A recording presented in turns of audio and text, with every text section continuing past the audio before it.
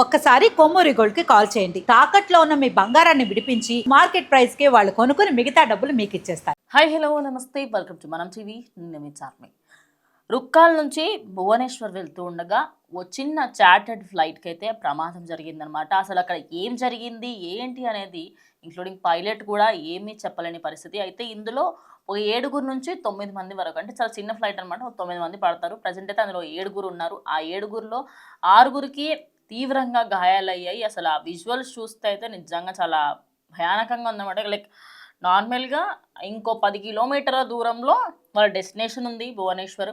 కానీ అక్కడికి వెళ్ళే కంటే ముందే సడన్గా క్రాష్ అయిపోవడము, అది డైరెక్ట్గా కిందికి నేల మీద వచ్చేసి ధన్ను అని అలా పడిపోవడంతో అప్పటికే కొంచెం అప్రమత్తం అయ్యి ఫ్లైట్కి సంబంధించి ఏదైతే పైలట్ ఉన్నాడో ఆయన అందరికీ చెప్పడం జరిగింది. ఇట్లా కొంచెం ఎవాక్యువేట్ అని చెప్తే ఆయన వెంటనే దాన్ని స్పందించి అక్కడి నుంచి వాళ్ళు బయటకు దిగారు.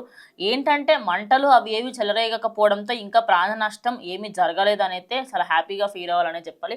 అయితే ఆయన మాత్రం ఫ్లైట్స్లలో మనకు బ్లాక్ బాక్స్ అని ఉంటుంది, అందులో అన్నీ రికార్డ్ అవుతాయి అనమాట. అంటే ఎవరైతే అక్కడ పైలట్స్ ఏమేమి మాట్లాడుతున్నారు ఏంటి ప్రతి ఒక్కటి అందులో రికార్డ్ అవుతూ ఉంటుంది. సో అసలు అక్కడ ఏం జరిగింది మరి? ఏదన్నా ఇది ప్రైవేట్ ఫ్లైట్ అనమాట.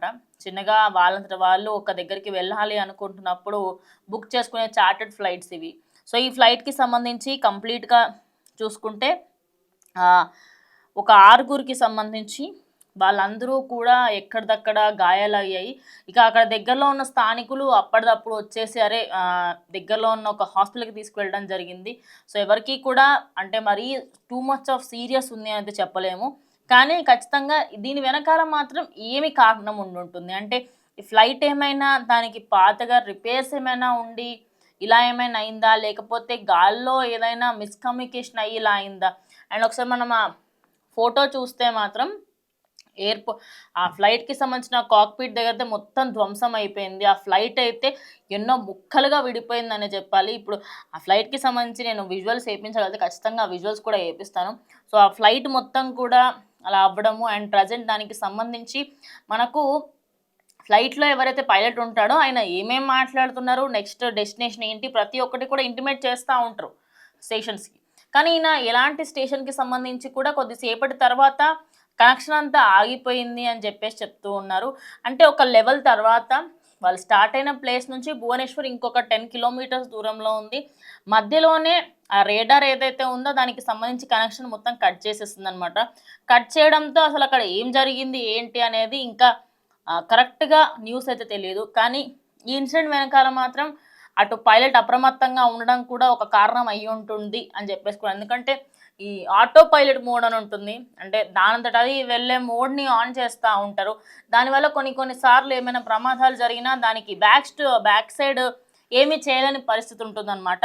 సో ఈ ఫ్లైట్కి సంబంధించి అసలు అందులో ఏముండింది, ఏదైనా ఇంధనం ప్రాబ్లం వచ్చిందా, లేకపోతే ఏదైనా పక్షికి సంబంధించి ఏదైనా ప్రాబ్లం వచ్చిందా అనేది ఇంకా ఎలాంటి క్లారిటీ లేదు. ఇప్పటికే దానిపైన పోలీసులు కూడా అక్కడికి వచ్చి అంతా చూడడం కూడా జరుగుతుంది. సో ఓవరాల్గా చూసుకుంటే మాత్రం 6కైతే చాలా తీవ్రంగా గాయాలయ్యి అండ్ పైలట్ పరిస్థితి చాలా అంటే చాలా దారుణంగా ఉందన్నమాట. ఆయనకు మొత్తం రక్తస్రావంతో ఆయనని కొంచెం అయితే ప్రజెంట్ హాస్పిటల్కి అడ్మిట్ చేసినప్పటికీ కూడా ఎందుకో తెలియదు ఈ యాక్సిడెంట్ వెనకాల ఏదో ఉండుంటుంది. ఎందుకంటే ఈ చార్టర్డ్ ఫ్లైట్స్లలో ఇంత చిన్న ఫ్లైట్స్, పెద్ద ఫ్లైట్స్లలో ఏమైనా అయ్యాయి అంటే అదో మాట కంటే బ్యాక్ సైడ్ మరి సరిగ్గా చూడలేరు, టెక్నీషియన్స్ బాగా చేయలేరు, ఏదైతే ఎక్విప్మెంట్కి సంబంధించి అవంతా కరెక్ట్గా అది అర్థమవుతుంది.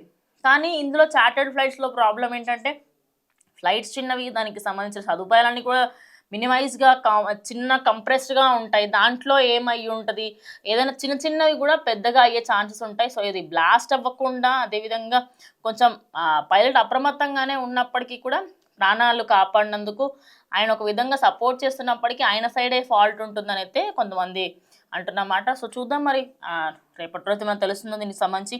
సో ఇది వాళ్ళ వీడియో, ఇంకో వీడియోతో మళ్ళీ కలుస్తాం. అండ్ కీప్ వాచింగ్ మనం టీవీ.